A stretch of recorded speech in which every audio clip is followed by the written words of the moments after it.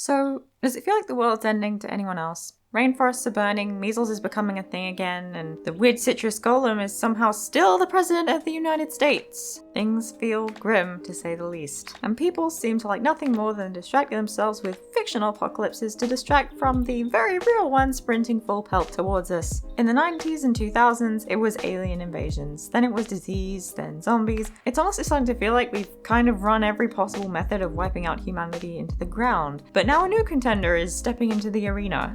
The insomnialypse? Sleepocalypse.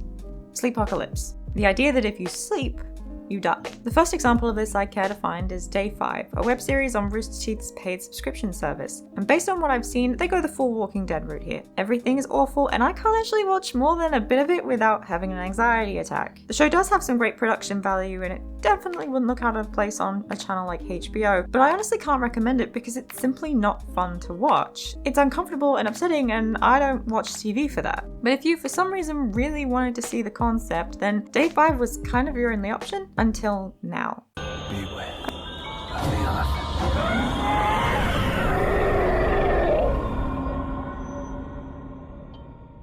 I first heard about Edge of Sleep through Markiplier's channel when he announced that he would be playing one of the main characters in a new horror mystery podcast. I listened to the trailer, promptly shat my pants, and forgot about it. But when the premiere date came, I decided to bite the bullet, and as of a few days ago, the first 3 episodes are now out, so now seems like as good a time as any for a first impression. Fiction podcasts are quickly becoming an insanely popular medium for independent storytellers to tell big narratives on smaller budgets. Welcome to Night Vale, The Bright Sessions, World 359. All of these are big stories told with comparatively smaller budgets than if they were something like a TV show or an animated series. What makes The Edge of Sleep stand out is while it still uses the radio drama format, it has a level of polish that I've never seen before. With a lot of podcasts, it's very difficult to make listeners actually hear the location. It's kind of hard for me to explain what I mean here, but let's say I was talking to you like we were standing on a beach. I can play sound effects of waves crashing to build out enough atmosphere to where your suspension of disbelief kicks in, so you get the sense of being on the beach, and bear with me here because I'm not the best at audio mixing. With the right amount of editing, I can establish a real sense of space for our scene. Am I standing to your left? Or to your right? Are we standing right by the shoreline, or are we further back on the sand? Am I whispering into your ear? Or am I standing a few feet back? Edge of Sleep takes this idea and turns it up to 11. The best example I can think of, without any spoilers, is an early sequence where the 2 main characters, Dave and Lydia, are driving in a car. Yes, they put driving sounds underneath, which is kind of the standard, but they also pan each of the vocal tracks slightly so that the driver is on the left side and the passenger is on the right, just like how it would sound if you were sitting between them in the back seat. You also periodically hear David turn his blinkers on when turning corners or pulling over. This might not sound like much, but trust me, you hear the difference when audio is truly mixed well. It's almost mixed too well in places. I know I said I wasn't going to spoil anything, but if you get set off by the sounds of medical procedures and the like, then when you get to episode 3, you might want to skip the time codes I'm putting on screen now. Like, I'm not particularly squeamish when it comes to gore in movies and stuff, and I'm not gonna lie, this rattled me. The best comparison I can give without playing it for you is if you've ever had your braces cleaned and you can kind of feel it rattling in your skull, that's basically it. But, you know, with bone cracking and squelching, and it's not pleasant.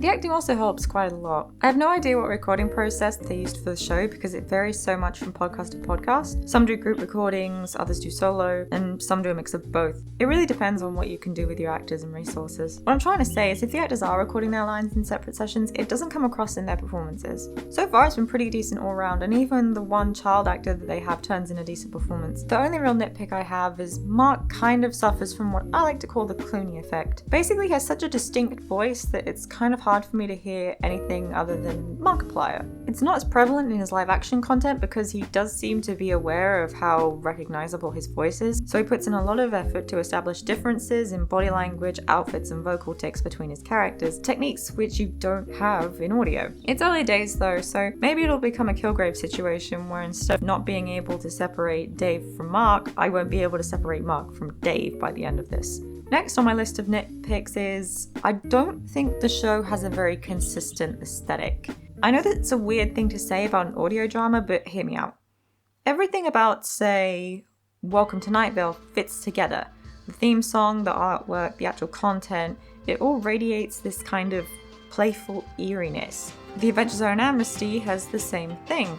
The music, the artwork, it all has this kind of rural, spooky feel to it, which meshes well with the content. The Edge of Sleep doesn't really have this. The narration in the trailer with Mark's voice, the elephant noises and the creepy music box sounds hint at this being a dark, tense horror, but the show itself gives off the vibes of being told a story of a war by your granddad or something. Something horrible that has already happened and was completely out of your control even when it was happening, so all you can really do is just know that it happened. The grey, sketchy artwork and the animations that they've been sharing on Twitter fits this pretty well, but the theme song and the cover art all hint at a more 80s psychedelic aesthetic. But again, this is really a nitpick, and I suppose it could change further down the line.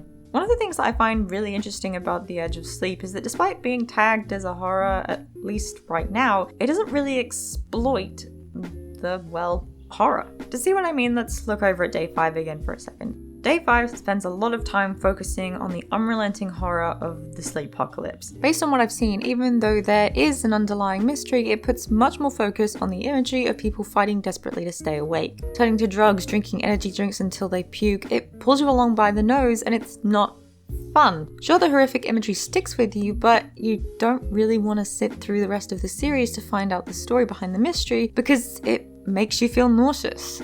And I don't know about you, but I hate being nauseous. The Edge of Sleep, on the other hand, neuters itself pretty quickly when it comes to the horror and puts more emphasis on the characters. Even the mystery itself is focusing more on what's going on with Dave than anything more global, and at least for me, this is much more entertaining. I'm actually looking forward to seeing how the story goes, whereas when I was watching Day 5, I was actively dreading loading up the next episodes. The biggest difference is in Day 5, the story serves the concept, whereas in The Edge of Sleep, the concept serves the story. It becomes very clear very quickly that they had some other intent in mind, some kind of metaphor that I'm either too dumb or, ironically, too sleep deprived to figure out. Or at the very least, it seems like there is for now. We're only 3 episodes in, so this could all go downhill very quickly, but I'm still optimistic. Based on what we have, I can't recommend this show enough. If you like fiction podcasts, especially ones with horror and mystery elements, there's really no reason why you haven't given this a listen, since it's available for free on just about anything with a speaker. Once the full series is out, I might even do a complete review or breakdown of the series, but that kind of depends on whether or not it's able to keep my interest. As always, I've been Myself, and feel free to come back anytime.